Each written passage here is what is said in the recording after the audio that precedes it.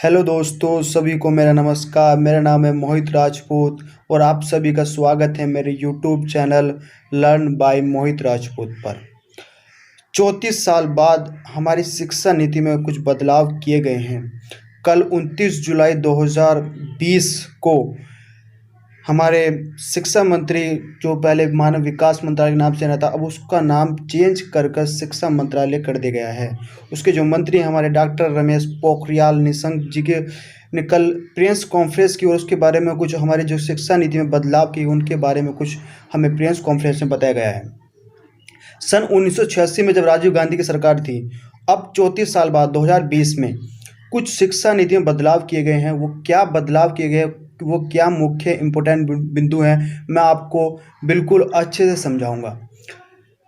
अब जो इसमें बदलाव किए गए, मगर आपको मैं एक लाइन में समझाना चाहूँ तो एक लाइन में ये है, कहा जाएगा कि शिक्षा में तकनीकी का विकास करना। शिक्षा में तकनीक का विकास करना, शिक्षा का उद्देश्य क्या होता है?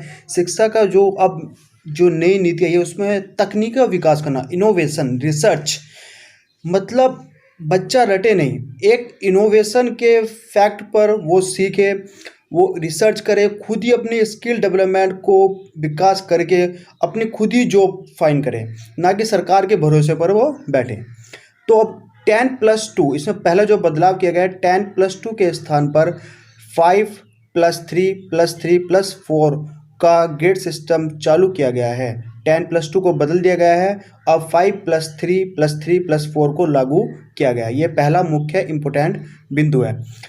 अब 5 शुरू का जो 5 है उसमें मतलब है 5 बच्चा 3 ईयर से, पहले KG, UK, फिर नर्सरी, LKG, फर्स्ट और सेकंड, 5 साल तक उसके ये होंगे। और उसमें आप बच्चों को उसको लिखना पर ज़्यादा फोकस होगा, खेल कूद पर ज़्यादा फोकस होगा।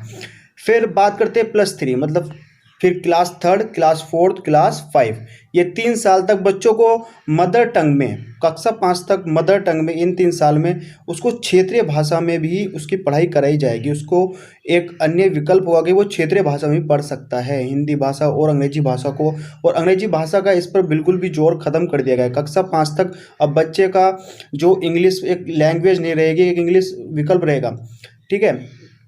अब उसके बाद 3 साल, कक्षा 6, 7, 8, क्लास 6, 7, 8, उसमें बच्चे को जो बदलाव किया गया है उसमें ये बदलाव है, बच्चे को अन्य स्किल डेवलपमेंट भी सिखाए जाएंगे।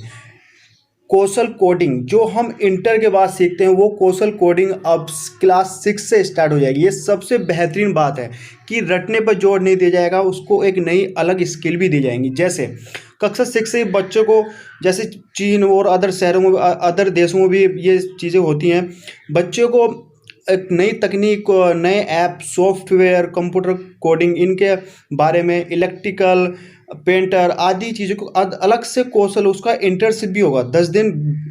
10 दिन बैड लेस पीरियड भी चलेंगे आपके में, जिसमें आपको बैग नहीं ले जाना पड़ेगा, अलग से आपकी इंटर्नशिप भी चलाई जाएगी। आपको किसी व्यावसायिक शिल्प, मतलब आपको व्यावसायिक शिल्प पर जोर दिया जाएगा। आपको पेंटर के पास ले जाता है, आपको इलेक्ट्रिशियन के पास ले जा सकते हैं आपको, ठीक है, कि सॉफ्टवेयर के, कंप्यूटर के जो अच्छी तकनीक जान के बाद उसके आपकी इंटर्नशिप कराई जाएंगी। उस पर आपका प्रोजेक्ट बेस्ड पढ़ाई होगी। आपको आपका जो सिलेबस होगा वो रटने वाला कम हो जाएगा, ठीक है। फिर बात करते हैं क्लास 9 से 12 तक, जो मोस्ट इम्पोर्टेंट बात है इसमें क्या है, आपको बोर्ड सिस्टम, जिसका बच्चे का बोझ रहता है कि बोर्ड पूरे साल में एक बार पेपर होते हैं और उसी एक सब्जेक्ट 2 सब्जेक्ट में फेल हो जाए तो वो फेल माना जाता है, ठीक है। उसका बोझ कम कर दिया गया। अब सेमेस्टर प्रणाली को लागू कर दिया गया है, जो इंटर के बाद हमारे देश में चालू होती है। अब उसको क्लास 9 से 12 तक, इन 4 सालों में, मैंने बोला था 5+3+3, ठीक है, अब +4 में क्लास 9 से 12 तक जो 4 साल होंगे आपकी सेमेस्टर वाइज प्रणाली चलेगी, ठीक है। सेमेस्टर वाइज सिस्टम उसमें लागू होगा, मतलब एक साल में 2 बार पेपर होंगे।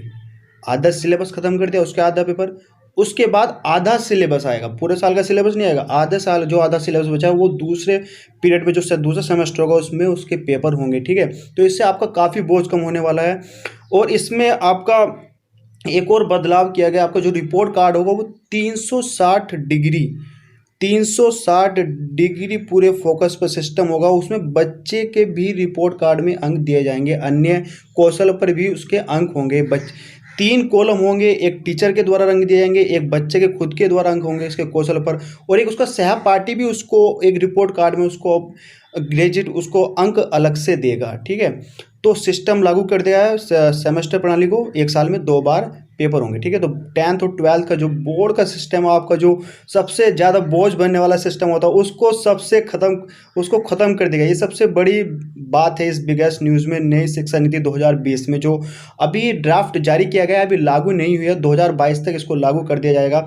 अब ये बिल है, अभी इसको कैबिनेट की मंजूरी मिली है, अभी ये संसद में जाएगा, वहाँ पर जब ये पास हो जाएगा लोकसभा में और राज्यसभा में, वहाँ पर जाकर एक कानून बन जाएगा। जब फिर राष्ट्रपति इस पर सिग्नेचर कर देंगे तो ये कानून बन जाएगा और ये नई शिक्षा नीति 2020 लागू हो जाएगी। और बात करते हैं 12th के बाद, जब कॉलेज में एडमिशन लेते हैं तो होता क्या है, उसमें भी बहुत बड़े चेंजेस किए गए हैं।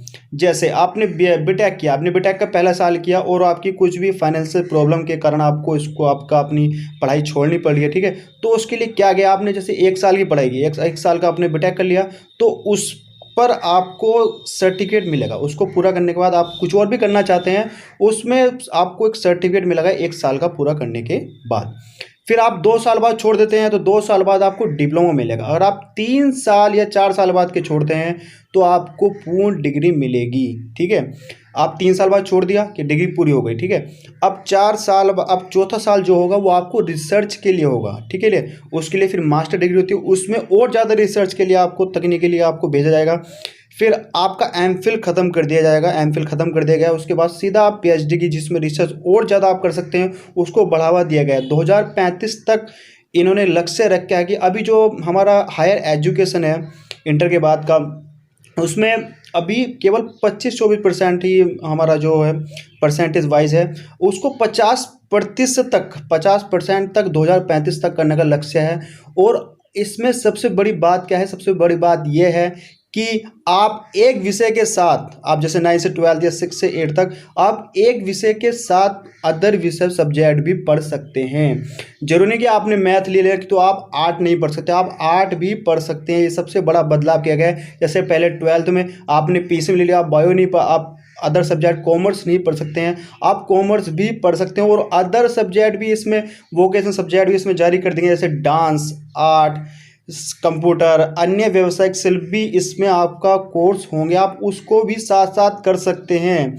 और जो बच्चे तैयारी करते हैं सरकारी एग्ज़ाम की, जैसे किसी ने बीटेक किया, अब उसने इलेक्ट्रिकल पढ़ी है और वो बाद में जाकर फिर एसएससी, यूपीएससी, आईएएस एग्जाम की तैयारी करता है, जहाँ पर उसको इतिहास पढ़ना पड़ता है दोबारा, जिसको उसके ग्रेजुएशन सब्जेक्ट में इतिहास तो होता नहीं है, तो वो क्या कर सकता है, बीटेक में आपके अपने सब्जेक्ट के साथ इतिहास, अदर सब्जेक्ट भी ले सकता है। ये सबसे बड़ा एक इम्पोर्टेंट पॉइंट है इसमें, आपको विषय के सब्जेक्ट के साथ, अपने मेन सब्जेक्ट के साथ अदर सब्जेक्ट भी पढ़ सकते हैं। आपका सिलेबस बहुत कम कर दिया जाएगा। अभी ये पॉइंट, अभी ये कब तक लागू होता है, कब ये कानून बनेगा, और ये जब जिस दिन भी ये लागू हो जाएगा तो हमारे जो शिक्षा, जो हमारा देश है, जो उसको हम आधुनिक बनाना चाहते हैं, वो शिक्षा में विकास करके ये आधुनिक बन सकता है। ये सबसे मुख्य पॉइंट थे इसके, जिसको मैंने आपके लिए बता दिया। इसमें सबसे पॉइंट बांटा कि आप सब्जेक्ट के साथ अदर सब्जेक्ट भी पढ़ सकते हैं, अन्य कौशल सब्जेक्ट भी आपको सिखाए जाएंगे, इंटर्नशिप सिखाई जाएगी आपको, कंप्यूटर कोडिंग आपको जो 12th के बाद सीखने को मिलती है वो आपको 6th क्लास से आपके स्टार्ट हो जाएगी। ठीक है, और ये शिक्षा नीति अभी ये लागू नहीं है। 10th वाले जो इस साल 2020-21 में अभी जो पढ़ रहे हैं उनका 10th बोर्ड रहेगा, ये 2022 तक का लक्ष्य है, ये 2022 तक लागू हो जाएगा, कानून जब भी बन जाएगा। ठीक है, तो आपके लिए, जो आने वाले बच्चों, उनके लिए, हमारे देश के लिए बहुत ही अच्छे शिक्षा नीति में बदलाव किए गए हैं। ठीक है, इसके लिए जब तक, और ये शिक्षा में जब भी बदलाव हो तभी हमारा देश का विकास होगा, आधुनिक तौर पर विकास होगा। ठीक है, तब तक के लिए ऐसी जानकारी, और आगे जब भी ये लागू कानून होगा तब मैं नेक्स्ट वीडियो बनाऊंगा। तब तक के लिए धन्यवाद, स्वस्थ रहिए, थैंक्स।